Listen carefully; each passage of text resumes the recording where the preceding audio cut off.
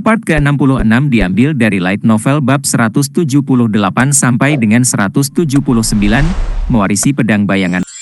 Rasanya seperti berjalan ke bintang-bintang. Jin tahu dia berjalan ke depan, tetapi dia tidak merasa semakin dekat. Sama seperti dia tidak akan pernah mencapai bintang, dia merasa seolah-olah dia tidak akan pernah mencapai Temar. Dia dengan menyakitkan menarik Bradamante, tangannya gemetar. Dia berjuang untuk bahkan terengah-engah untuk setiap napas. Setiap kali embusan udara panas melewati tenggorokannya, rasanya seperti sedang menelan seikat pisau. Memotong. Saya akan memotongnya. Dalam pikirannya yang kosong, kata-kata itulah yang bergema. Tidak membiarkan hendaknya tertekuk dalam situasi apapun, dia mengayunkan pedangnya 10.000 kali, ayunan pertama sama dengan yang terakhir. Untuk seseorang yang hampir dianggap sebagai pejuang yang kuat, apalagi yang lebih baik. Terlepas dari siksaan, Jin merasa semakin berhasil setelah setiap langkah.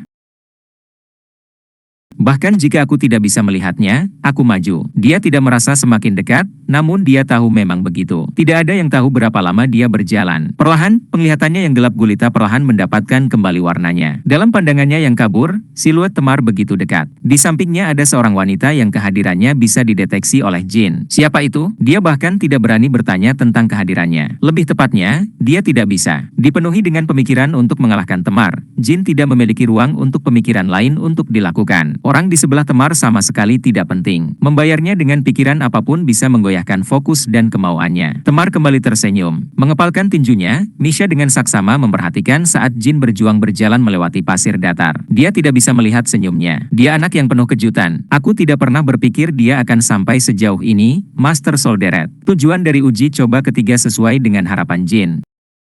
Untuk memiliki keinginan untuk mengalahkan siapapun, tidak peduli siapa yang dia temui. Untuk tidak kehilangan secercah harapan bahkan saat bertemu dengan seseorang seperti Temar Rankandel. Namun, berjalan sampai ke kaki Temar tidak pernah menjadi bagian dari ujian. Tempat ini tidak dibangun hanya untuk Jin Rankandel, tapi juga untuk semua pendekar pedang sihir Rankandel yang menggunakan energi spiritual. Karena sumpah yang memalukan antara klan Rankandel dan klan Zipfel, penerus baru muncul 1000 tahun setelah kematian Temar. Pendekar pedang sihir Rankandel manapun harus melewati tempat ini. Jika kontrak tidak ditandatangani, setidaknya 10 orang lainnya akan mencari tanah ini. Namun, di antara mereka, berapa banyak yang akan membuat kemajuan seperti yang dilakukan Jin, dengan tubuh yang belum mencapai usia 20 tahun, tidak kurang. Selain Chiron Rankandel, tidak ada yang bisa dibandingkan. Tidak, bahkan dia tidak akan sampai sejauh ini. Bahkan tidak ada 100 langkah tersisa antara Temar dan Jin. Jumlah kekuatan mental yang tidak dapat dipahami akan habis hanya untuk tugas ini. Namun, sepertinya langkah Jin semakin cepat.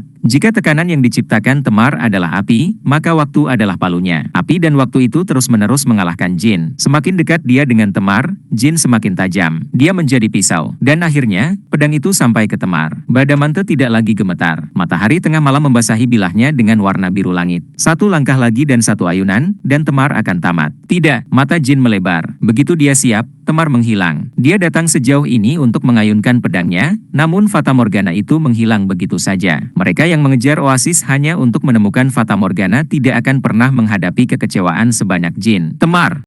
Dia berteriak ke padang pasir yang kosong. Dalam suaranya yang membelah adalah teriakan yang tulus. Temar, kemana kamu kabur? Temar. Jin mengayunkan pedangnya ke udara sambil meneriakkan nama leluhurnya. Namun Temar tidak kembali. Pria yang pernah berdiri di kejauhan, memancarkan tekanan yang sangat besar, sudah tidak ada lagi. Brengsek! Ribuan tali yang menyatukan Jin, keinginan yang menjaga tubuhnya tetap utuh, putus sekaligus. Kekecewaan mengisi kekosongan itu. Rasa kehilangan menelannya sepenuhnya. Jin kemudian mengayunkan pedangnya sebanyak 5 kali. Wanita di sebelah Temar itu mungkin tahu sesuatu. Mengingat kehadiran Misha, Jin melihat sekeliling. Namun, dia sudah melarikan diri ke tempat persembunyiannya di luar penghalang gurun besar. Dari sudut pandang Jin, dia hanyalah Fata Morgana di atas bukit berpasir. Hah? Gedebuk!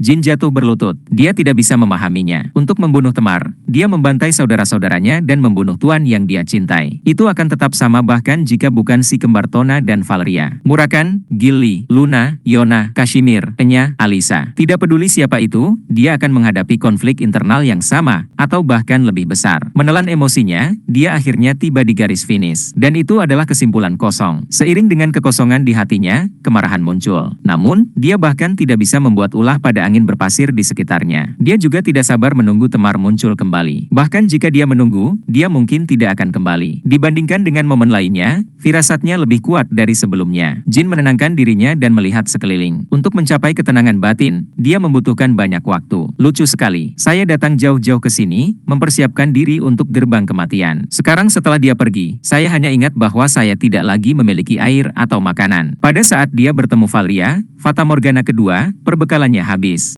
Regenerasi singkat setelah pertarungannya adalah semua yang tersisa. Namun, hanya karena Temar pergi bukan berarti dia akan berhenti. Padahal, dia tidak lagi memiliki keinginan untuk maju lagi. Akan lebih baik jika dia tidak pernah bertemu Temar. Saat Fata Morgana ketiga berakhir, lepaskan energi spiritual kamu. Kemudian, suku legenda terkemuka akan muncul. Dia memutuskan untuk mengeluarkan elemen energi spiritual. Seperti yang diinstruksikan Murakan, semua percobaan telah selesai, dan dia pikir sudah waktunya untuk bertemu dengan suku legenda terkemuka. Wos, Jin memancarkan energi spiritual hitam. Dia tidak menyadarinya, tetapi energi spiritualnya menjadi lebih kuat dan lebih gelap. Prestasinya setelah percobaan ketiga. Duduk di pasir sebentar, Jin terus mengeluarkan asap hitam. Namun suku legenda terkemuka tidak terlihat. Namun, ketiga Fata Morgana itu berakhir.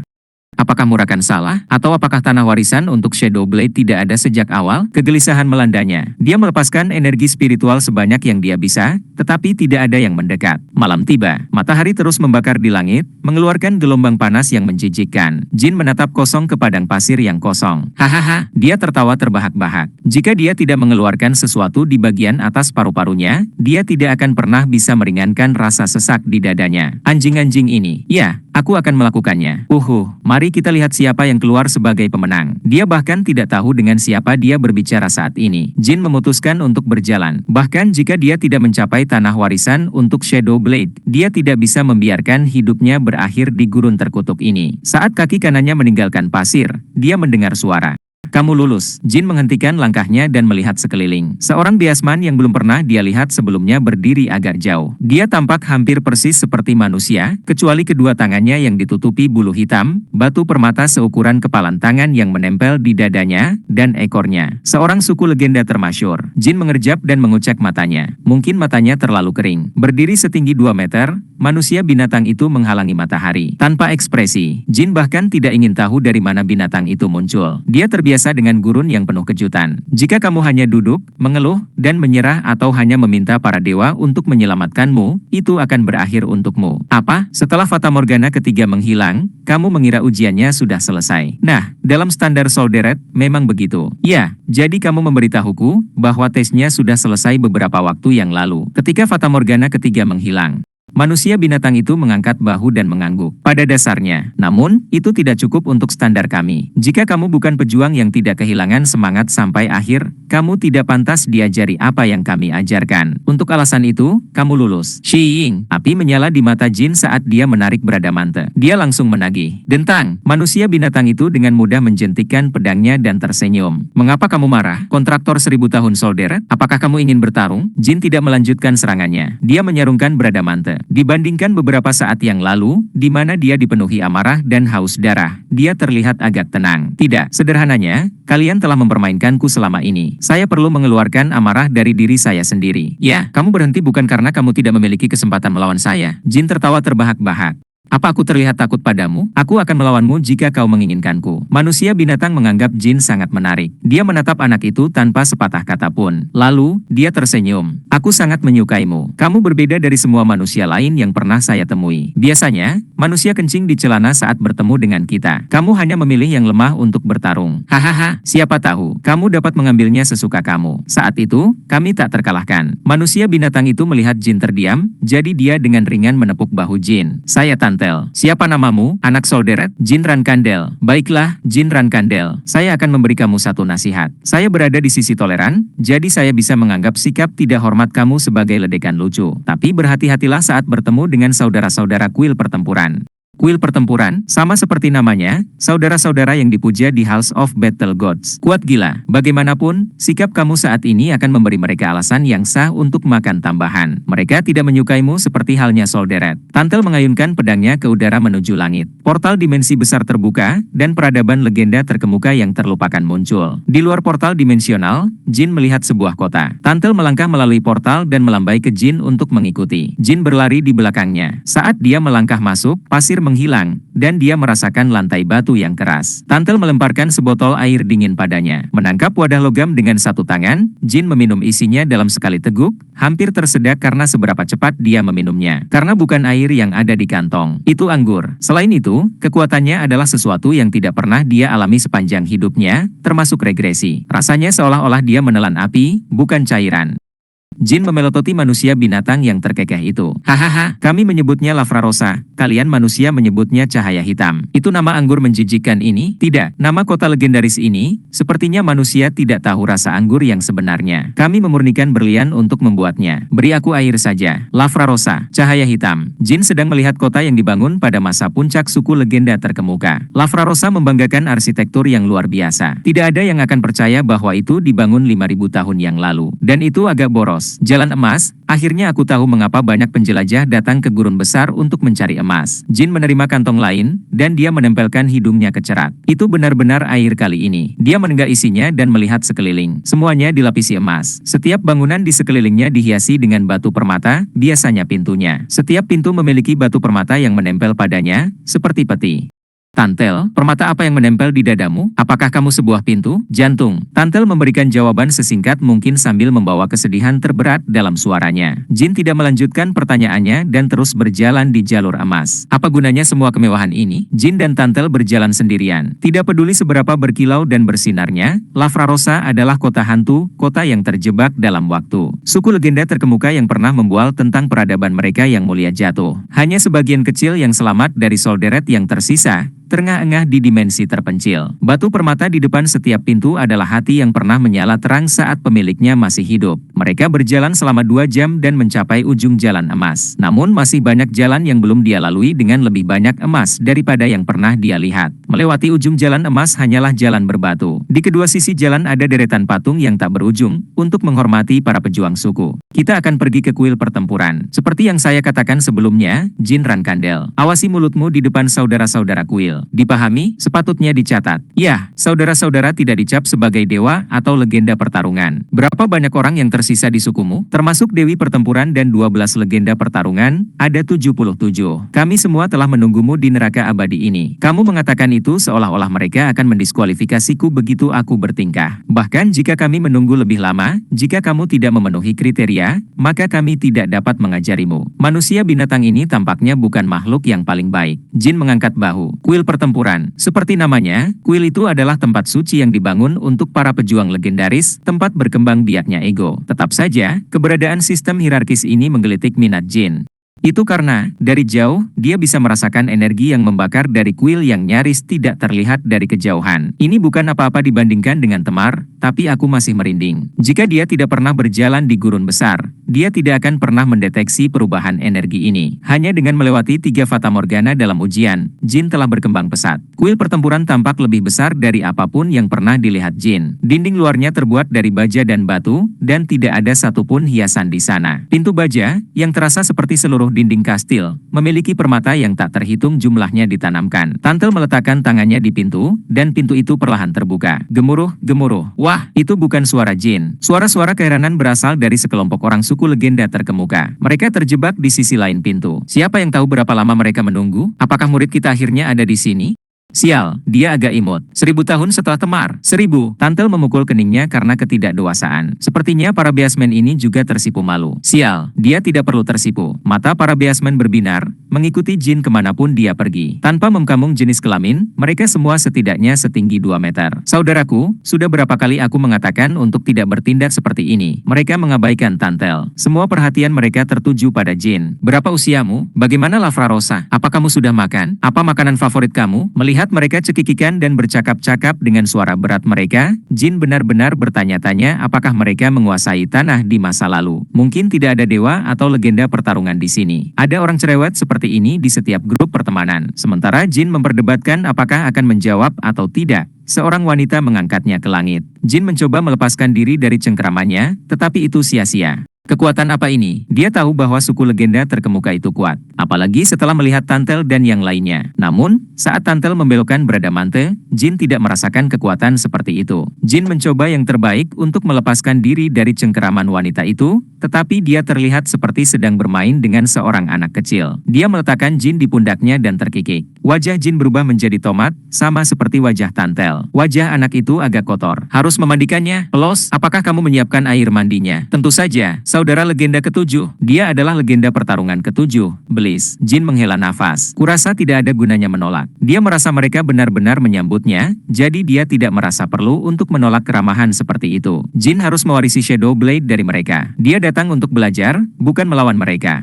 Luar biasa, haha, siapa yang akan memandikannya? Batu gunting kertas, yang terakhir berdiri akan mencuci murid sejarah kedua. Batu, kertas, gunting, lagi-lagi, kekacauan mengambil alih grup. Tantel sepertinya sudah menyerah. Manusia pertama setelah lebih dari 1000 tahun. Juga kandidat untuk mewarisi Shadow Blade. Sulit untuk dipahami. Tidak, ini tidak benar. Ini benar-benar tidak. Jika dia meninggalkan mereka sendirian, salah satu dari biasmen besar dan berotot itu akan memandikannya. Bahkan Jin membencinya ketika Gili memandikannya ketika dia baru berusia 1 tahun. Aku akan mandi sendiri, Jin berteriak, dan kesunyian memenuhi area itu. Semua mata tertuju padanya, yang masih duduk di atas bahu Bliss. Tidak, itu tidak diperbolehkan. Mengapa tidak? Kamu akan bertemu dengan Dewi Persaudaraan Pertempuran, jadi kamu tidak bisa menyapa mereka dalam kondisi seperti itu. Kamu bilang ada air mandi? Aku bisa mandi sendiri. Ah, tidak cukup. Kamu harus sangat bersih. Tidak ada sebutir pasir pun yang bisa masuk ke telingamu. Ya, manusia biasanya sangat kotor. Mengenakan pakaian kotor, makan dengan tangan kotor, makan makanan yang busuk dan sebagainya. Itulah manusia-manusia di zamannya. Sejarah manusia binatang juga dibekukan 5000 tahun yang lalu, dan orang-orang pada saat itu jauh dari kata bersih dan beradab. Aku tidak seperti itu. Dia merasa aneh bahkan untuk menjawab. Bahkan, Jin harus menjelaskan seberapa baik dia mandi. Para biasman mengangguk dengan ketidakpuasan. Dia tahu lebih banyak dari yang kita duga. Apa yang harus kita lakukan? Saudara legenda ketujuh, dia benar-benar menolak keramahan kami. Bliss menggaruk dagunya, memutuskan apakah Jin mampu atau tidak. Oke, kamu akan mandi dan keluar. Kemudian, kami akan menilai apakah kamu memenuhi standar kami. Jika kamu gagal memenuhi, maka kamu tidak akan mengeluh tentang tindakan kami di masa depan. Dipahami?